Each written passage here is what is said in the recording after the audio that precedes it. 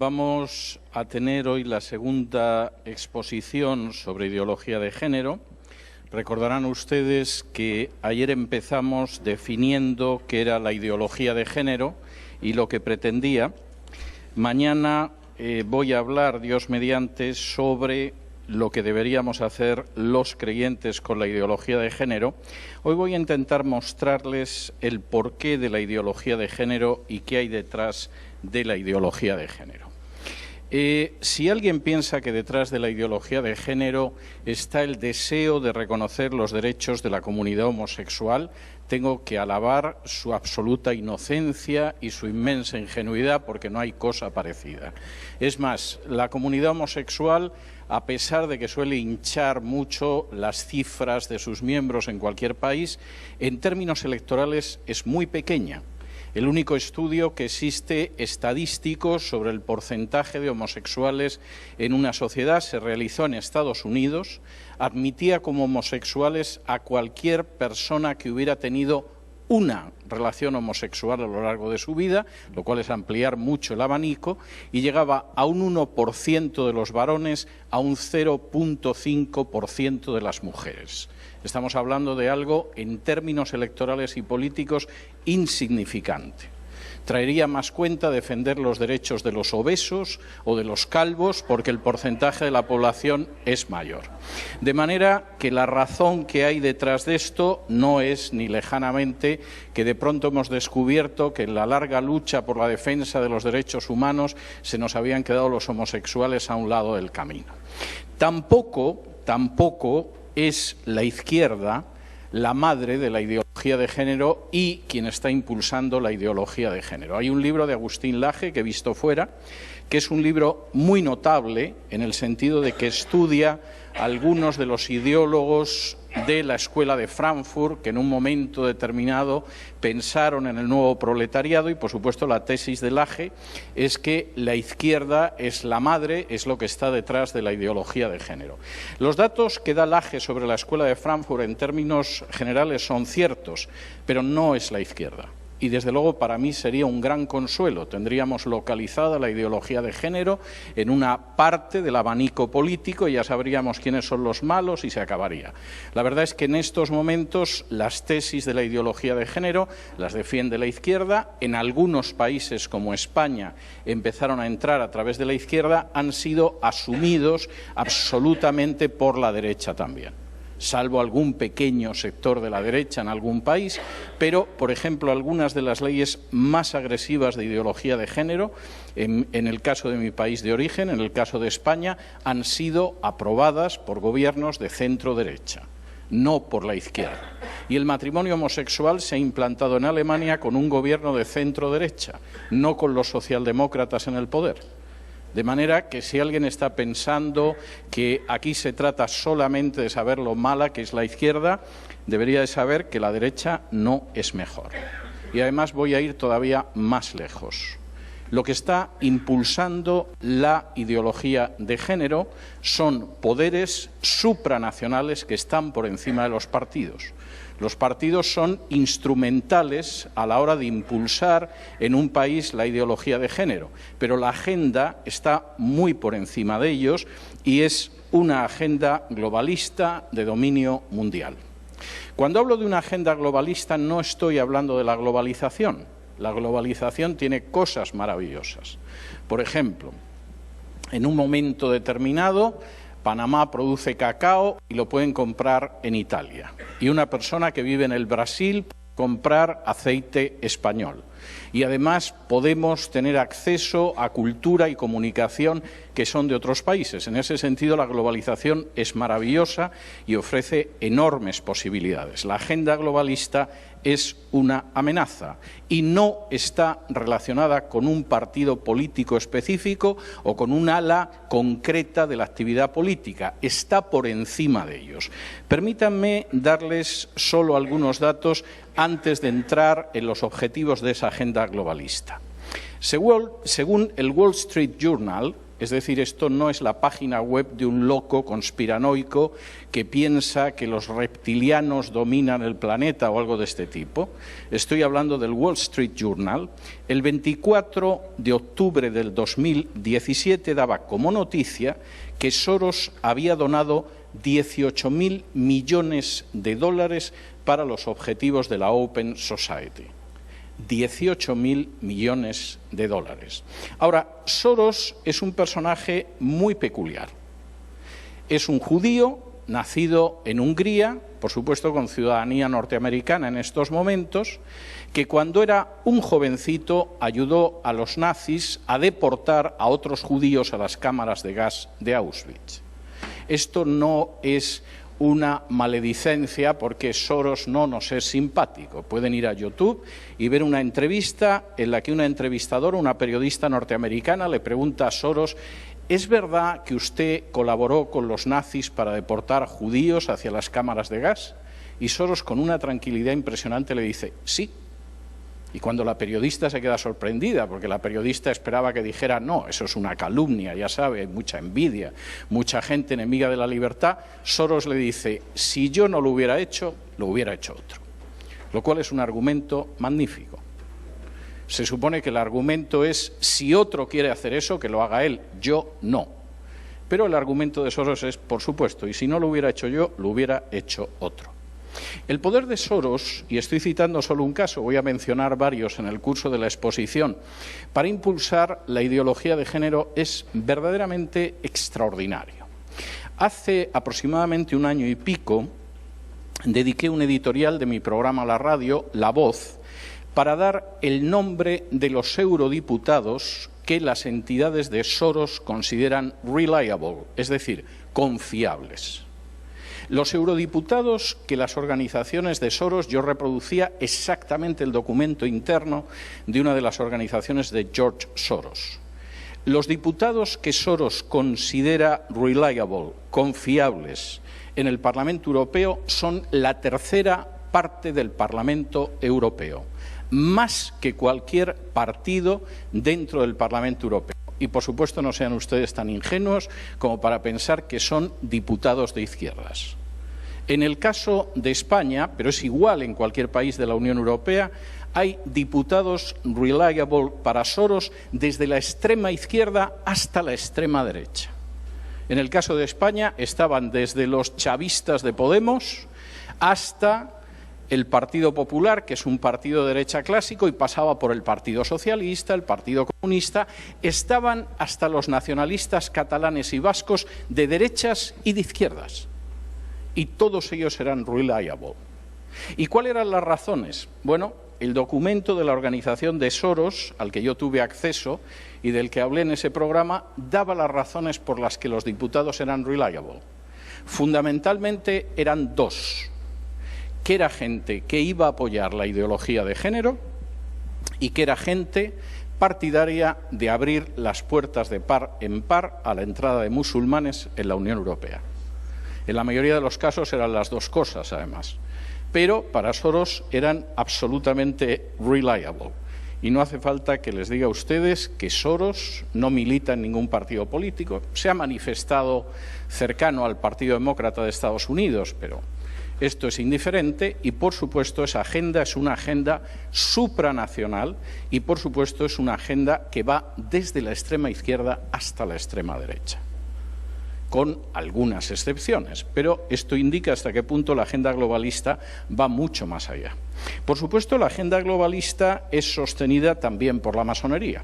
Cualquiera que tenga la curiosidad de leer el libro blanco del civismo de el Gran Oriente francés, se va a encontrar que entre las metas, aparte de las clásicas de libertad, igualdad y fraternidad, están las metas de imponer la ideología de género. Es curioso porque, además, algunas de las declaraciones y de las formulaciones del antiguo presidente español, José Luis Rodríguez Zapatero, estaban tomadas literalmente del libro blanco de la civilidad del Gran Oriente francés. Esto a lo mejor es casualidad, ya saben ustedes, la vida está llena de casualidades, pero deberían ustedes recordar también lo que decía el antiguo presidente norteamericano Franklin Delano Roosevelt. En política, la casualidad no existe y cuando existe ha sido cuidadosamente preparada.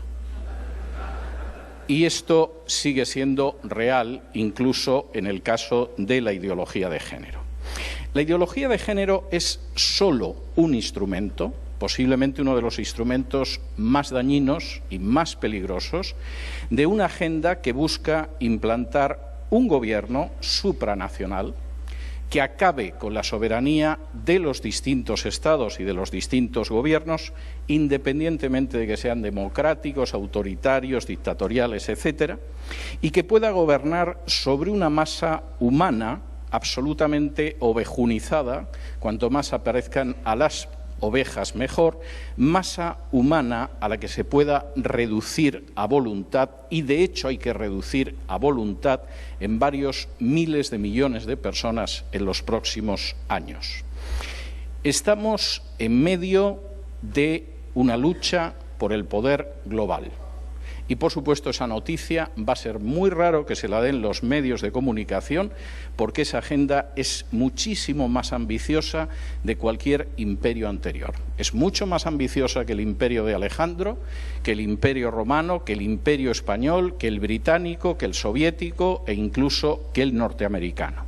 Y, por supuesto, pretende extenderse hasta el último punto del globo y hasta la última persona del planeta. Y, de nuevo, por si alguien tiene la idea de que simplemente estoy delirando a estas horas de la noche, permítanme que les lea un fragmento de las memorias de David Rockefeller.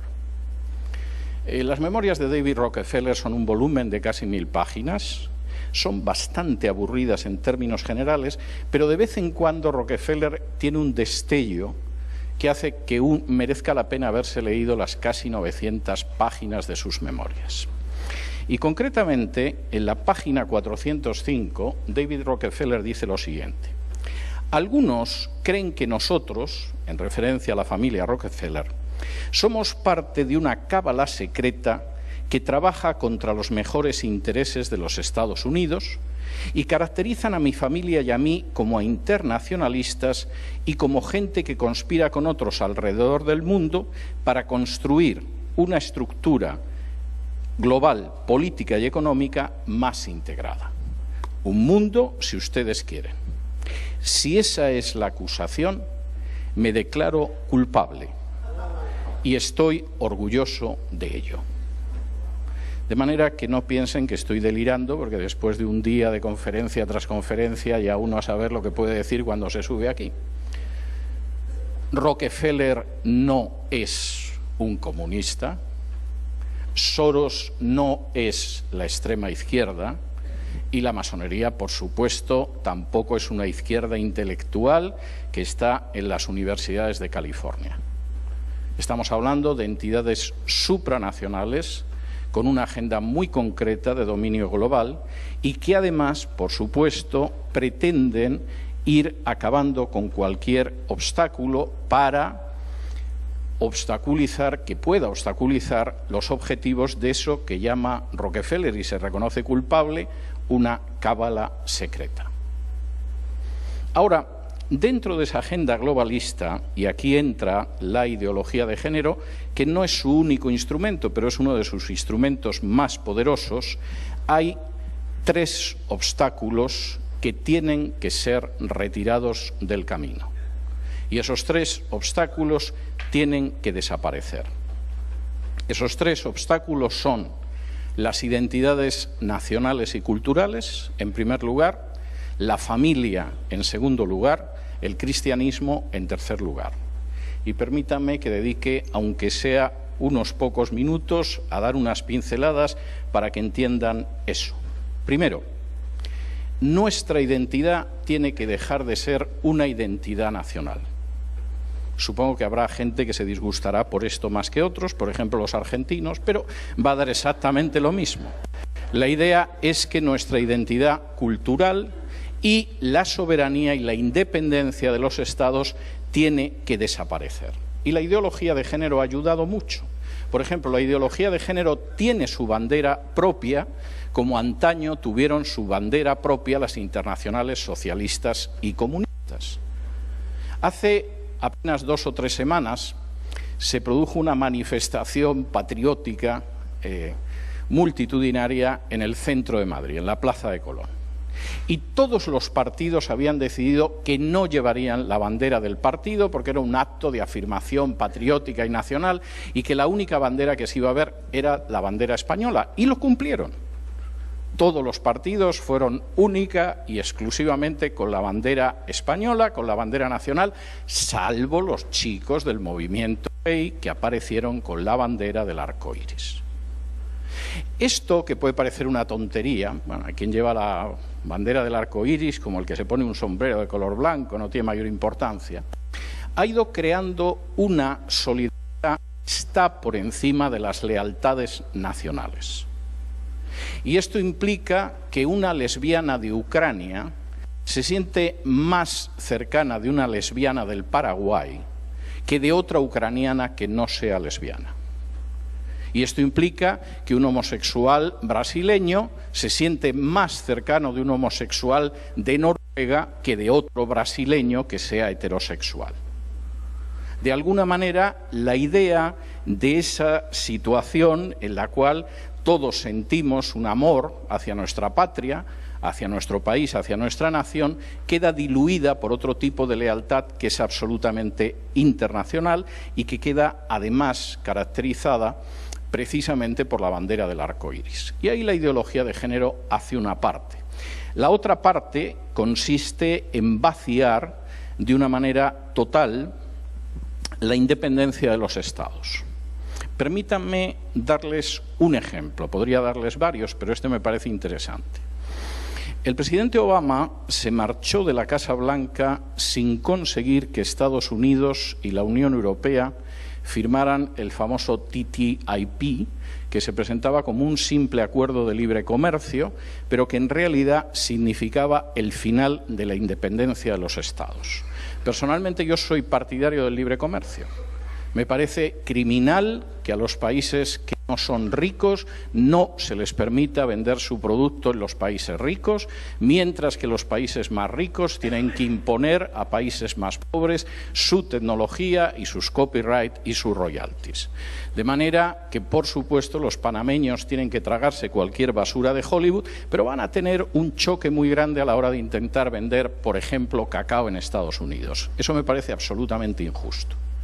Pero el tratado, y en ese sentido soy absolutamente partidario del libre comercio, pero este tratado no era un tratado de libre comercio y de hecho acabó fracasando porque algunos estados de la Unión Europea se asustaron. Por ejemplo, el tratado pretendía que no existiera ningún tipo de vigilancia médica sobre las grandes transnacionales de los medicamentos. Teniendo en cuenta que aproximadamente en Europa se prohíben 200 medicamentos por cada 20 que se prohíben en Estados Unidos, se utiliza un sistema de control de medicamentos distinto. En Estados Unidos tú lanzas el medicamento a la calle y si luego se te muere alguien, puedes ir preparando a lo que te puede suceder en un tribunal, pero tú de entrada lo lanzas.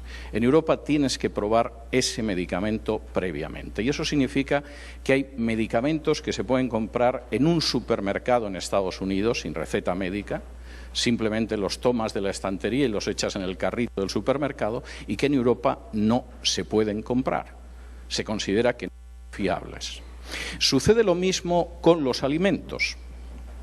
Yo consumo muy poca carne, no porque haya decidido hacerme vegetariano o admire a Mahatma Gandhi, sino porque buena parte de la carne que se vende en Estados Unidos, desde el punto de vista de la Unión Europea, no es apta para consumo humano. Y el TTIP ya nos decía, a los que todavía fueran europeos, que desde luego lo que eran los alimentos y las medicinas, que se olvidaran de lo que sus gobiernos quisieran proteger a los ciudadanos. Pero lo peor no era eso. Lo peor es que el TTIP establecía que si se producía una discusión entre una transnacional y un gobierno, por ejemplo el gobierno de Bélgica o el gobierno de Francia o el gobierno de Alemania tenía un problema con una transnacional, eso no se podía decidir en los tribunales, sino que tenía que decidirlo un comité de mediación que nombraba la transnacional, que es algo maravilloso. Si yo tengo un problema con Pedro Tarquis, no vamos a los tribunales. Yo nombro un comité de mediación y ya veremos a ver quién de los dos tiene razón. De manera que en ese sentido la idea de acabar con lo que es la soberanía de los Estados está enormemente avanzada. Yo no soy contrario a las organizaciones internacionales, creo que hay algunas que son útiles, creo en sus finalidades, etcétera, pero la agenda globalista va detrás de acabar con las identidades. No solo eso, va detrás de acabar con las poblaciones. En estos momentos, el planeta tiene aproximadamente, persona arriba, persona abajo, 7.300 millones de habitantes. Para el año 2030, los que lleguen serán 8.500 y para el año 2050 serán 9.700 millones de habitantes. Y la solución de la agenda globalista es matarlos. No sabemos si van a seguir utilizando la guerra, que es algo muy sanguinario y muy visible, sobre todo si perteneces a ciertos países. Si vives en el Congo y te quieren quitar el coltán, mueren más de 4 millones de personas y no aparece en un solo medio de comunicación, controlados como están también solamente por 8 multinacionales, pero de momento